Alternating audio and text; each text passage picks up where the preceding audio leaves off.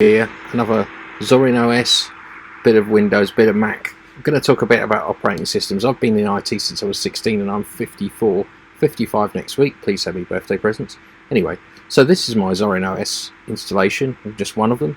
I've got a gaming computer running Zorin OS as well, which I use as double up as a server. It's about 2.5 terabytes of disk space, so I download stuff onto it, etc, etc. So I'm going to talk a bit about operating systems and computers. So my plan is, at the moment, is I collect old computers, especially if someone's got one and that's not working very well, it's running Windows 7 or Windows, and I'm going to put on Zorin OS and give it back to them and say, here's your computer completely refreshed with brand new software. Okay, now I don't think my operating system is better than yours, my computer is better than yours, is actually helpful. I think it's more helpful to identify what you want to do with a computer and whether or not Linux is going to, like Zorin OS is going to work for you, whether you need to have Windows or you need to have Mac OS X. There is only actually one piece of software I have on OS X on my Mac that won't run on Linux at the moment. Well, it will run on Linux in a virtual machine, and I'll talk about that in a second. Now, this is my Zorin OS settings. It just looks like Windows in a way, but it's just got rid of all the nasty Windows things. Now, I have actually, Zorin OS is actually configured to run some Windows software, okay, out of the box, and I've got a few. So this is one I installed, and you just download it and run it, and Zorin OS will try and use Wine to install it, and Wine is like a Windows emulator. Okay, now if that doesn't work and you need to run a Windows package, so this is actually a Windows program for doing you can see how fast it is. Just do this. It's for doing terrains for games and things like that. Okay, there you go, and it allows us to draw and produce domain, and it works really well out of the box. I also have my trading software running natively in this is MetaTrader 4, so if you do Forex trading, which I don't do myself, I have a robot that I wrote over about 15 years that does it. Okay, this is running MetaTrader 4. This is actually a Windows program. Okay, that's a Windows program running under Linux as if it's part of the Linux operating system. Okay, but not all things do. For instance, the Adobe Cloud stuff that I use runs on Windows and it runs on Mac, but it doesn't run directly on Linux. There is some ways to get around it, but they're a little bit technical. So what do you do if you'd really like to move over and try Linux on your machine, but you've got this other software? So what you can do is you can either run, of course you can run Windows and Linux at the same time, and have like a boot. So when you turn the computer on, it says, do you want Windows or Linux? Okay, sometimes that takes a bit of configuring, but I'm going to show you something else that you can do. That's my friend Gavin. That always happens, doesn't it? Forget to turn your things off. So there's this thing called known boxes. This comes as part of Linux, and this allows me to install a machine inside Linux. So what I'm going to do, it gives you actually, if I show you, you can download a whole bunch of different bits of Linux. Not forgetting that Linux comes in lots and lots of flavors. Zorin OS I just love because it's so easy to set up, and it's great for people who have never used Linux before, because you're starting with something that it kind of works like Mac or Windows. You can in fact make it work a bit like Mac or Windows. So this is my this is actually connected to my gaming computer, which doubles as a server, and I've got Windows there. So I'm just going to show you what exactly happens. Here it goes. It recognised it was Windows 10. Didn't have to do anything.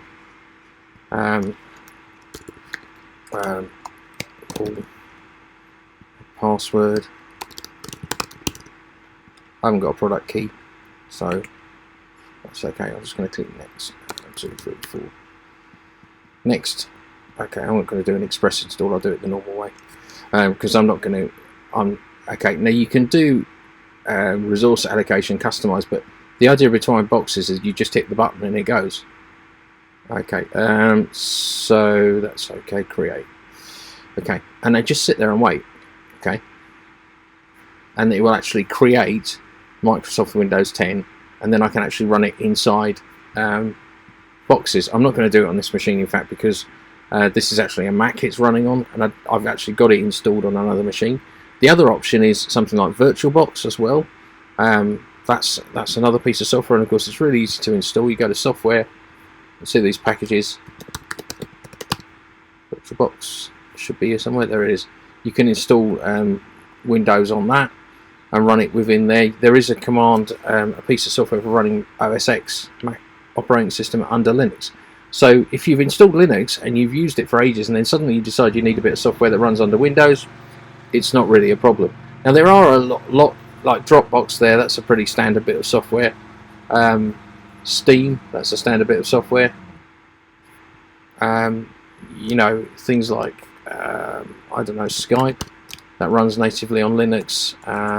What else runs? Lots and lots of things. And again, so the options are like this. You either choose as your main operating system, you go for Windows because you definitely need it, or you might go for Mac OS X if you're buying a Mac, and then you can have Windows and Mac, or you know, you can actually mix and match operating systems on the computer. If you're doing a lot of intensive gaming like VR gaming, you might be forced to have Windows, okay, because you need to do that. However, there are things like Parallels which allows you to run gaming stuff on a Mac, and it's finding the best hardware and the best software for you. If all you're doing is checking emails and writing word processing documents, do you know what? Why don't you give Linux a go, especially if you've got an older machine, and here comes Windows 11, which isn't going to run on your machine. So who wants to go and buy a new computer when the computer they have does the job? So that's what I'm saying. I don't think this comparing Windows to Linux to Mac is really helpful. I think what you've got to do is find what works for you. I love Linux because I just love all the free software and all the different things you can do with it. And I'm a programmer actually, and I write a lot of code, and I just find it so rock solid. My gaming computer actually serves because it's a server, stays on 24 hours a day, 7 days a week, and it's just rock solid. And in fact, I use it. I have a TV attached to it. I use it to watch videos and Netflix and all those sort of things. And it just doubles up as all those things, and it's absolutely just runs beautifully. Look how stable this is, just how neat and tidy everything is. So yeah, so there you go. So if you've got an old computer lying around you're not using, get Zorin Linux on it and just have a play with it and just see whether it's going to meet your needs. You know, I've heard that Microsoft want to get very, very much involved in Linux. I'm hoping they're not going to take it over by putting in. One thing Microsoft sometimes do is they get something that's open source. That means that it's made by contributors, and then they put their own proprietary stuff in it until it's not open source anymore. And I hope that will never happen with Linux. So there you go. Zorin OS is very, very good. Have a look at it. Got any questions? Stick it in the old question thing down the bottom. Anyway, there you go.